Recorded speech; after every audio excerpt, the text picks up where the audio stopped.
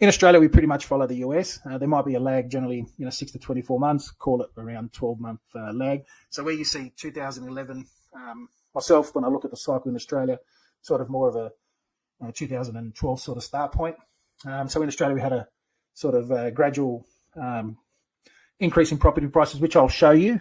We sort of backed off, especially like in Sydney, because that was the big one, obviously, that contributes sort of around 35-40% of the market. But there was a Sydney market sort of started declining around June 17. So from sort of 2012-13, more likely sort of had a growth spurt, had a bit of a slowdown around September, October 2015, another ramp up into sort of mid 2017. So the slowdown sort of started around there, and we did zigzag a bit.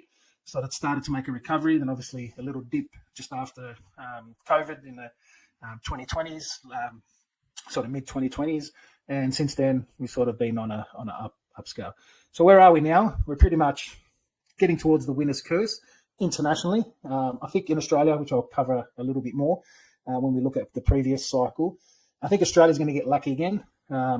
If you follow some people that Jonathan works with, like ASX Trader and that, I pretty much agree that we're starting to go, or we've already started to go through a bit of a commodity boom, and I think we're going to get lucky again. So we got sort of saved when the GFC hit. Did affect our market a little bit, very short term. You had places like Perth keep rising until 2013. Brisbane kept going, and sort of the Gold Coast and places like that. 2009, they sort of started dropping around 2010. Obviously had Darwin keep going along with Perth as well, 2013, 2014, and then they had their correction. So each market works a little bit different, each country a little bit different. So we do expect to slow down. Around 26, most people say. I think it's going to be pushed down the road a little bit because it was sort of a little bit late coming out of the COVID type slowdown in property markets. So they pulled back a little bit early, and they sort of started to rebound a little bit later. But 2027 is where I see the peak internationally.